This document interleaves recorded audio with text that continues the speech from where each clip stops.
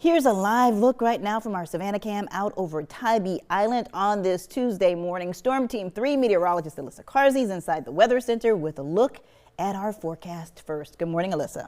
Hey, good morning, Kim. We started off with our Tuesday morning temperatures right around the freezing mark, farther inland, upper 30s, low 40s, the closer you are to the coastline.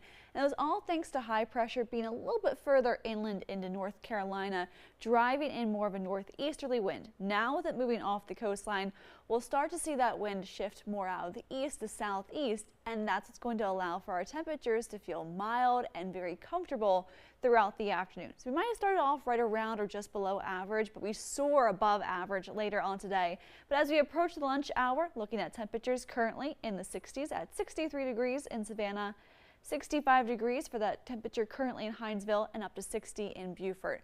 Throughout the rest of today, tracking a mostly sunny sky, a beautiful day to spend time outside, and of course a comfortable one as temperatures just remain a few degrees warmer than average at 71 degrees here in Savannah, 72 degrees in Glenville, and 71 degrees for the high today in Hampton. Now as we head into the next couple of days, this warming trend just continues. In fact, we're tracking spring-like warmth and also a near record warm-up by the end of the week, where on Friday we're looking at a record high temperature of 84 degrees. Our forecast high is right around 82, so we're getting very close to possibly tying that by the end of the week. So coming up in the complete Storm Team 3 forecast, we'll talk about the warming trend and of course what you'd expect as we head into your weekend.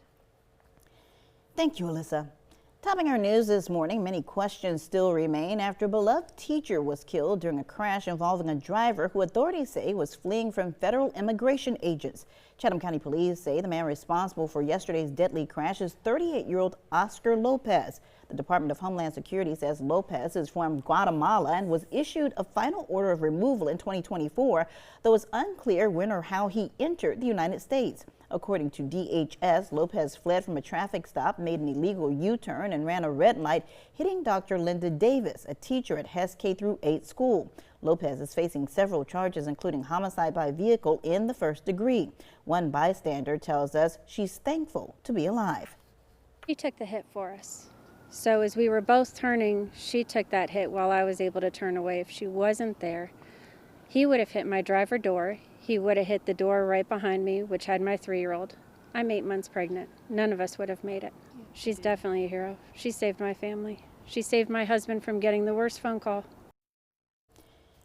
Chatham County Police say they were not involved in that ICE operation and they only responded to the collision afterward. The school district will have counseling and support services available this week for students and staff at Hess. Of course, we'll continue digging deeper into the story for you and provide any updates as they become available both on air and online. Making headlines this morning, the world is mourning the loss of Reverend Jesse Jackson, the champion of civil rights who marched alongside Dr. Martin Luther King Jr. and witnessed his assassination, later ran for president of the United States. Eric Spillman shares more on his enduring legacy. My constituency is the desperate, the damned, the disinherited, the disrespected, and the despised. Jesse Jackson, a friend to the powerless, a warrior for civil rights, and a 2-time U.S. presidential candidate. Jackson effectively merged civil rights and politics, putting diversity center stage in elections nationwide. Jesse Jackson was born in 1941 to a teenage mother in segregated South Carolina. He went to college on a football scholarship and quickly got swept into the budding civil rights movement. In 1965, he marched with Dr. Martin Luther King Jr. in Selma, Alabama. That march sealed Jackson's destiny, and he joined the Southern Christian Leadership Conference, working closely with Dr. King. 3 years later, Jackson was at the Lorraine Hotel in Memphis, Tennessee, when King was assassinated. Shortly after that shooting, Jesse Jackson became ordained as a Baptist minister and started 2 civil rights groups in Chicago. One called Push, the other Rainbow. The groups eventually merged, and together they advocated for blacks, women, and the gay community. One of the first actions taken by the group was to boycott businesses that did not hire African Americans. Starting in the 1970s, Jesse Jackson took his call for justice around the world. Traveling internationally, he spoke out against apartheid in South Africa and even attempted to negotiate peace in the chagrin of some U.S. officials who saw him as meddling. In addition to meeting with Assad in Lebanon, we met with President Faroud in Lebanon, and then the Prime Minister and leadership of Hezbollah as well. In 1984 and again in 1988, Jesse Jackson ran for president. While neither attempt was successful, he organized and energized people in the black community, many of whom had never voted before. It's widely acknowledged that Jackson's campaigns set the stage for Barack Obama to be elected decades later. In 40 years, we went from the balcony on Lorraine Motel to the balcony of the White House. In 40 years, we never stopped fighting. In the 1990s, Jesse Jackson frequently advised President Bill Clinton on a variety of issues, and in 2000, Clinton awarded him the Presidential Medal of Freedom. In more recent years, Jackson marched and delivered eulogies for those killed as a result of racism.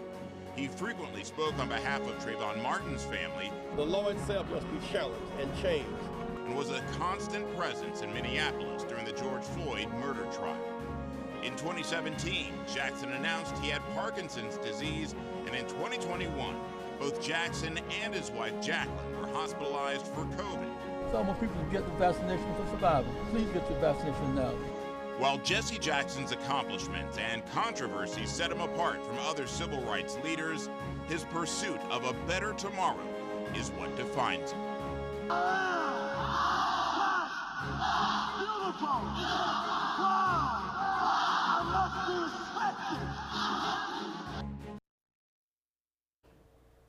In response to Reverend Jackson's passing, U.S. Senator Raphael Warnock released this statement saying in part, quote, "America has lost one of its great moral voices. Reverend Jesse Jackson spent his life working to ensure our nation lives up to its highest ideals.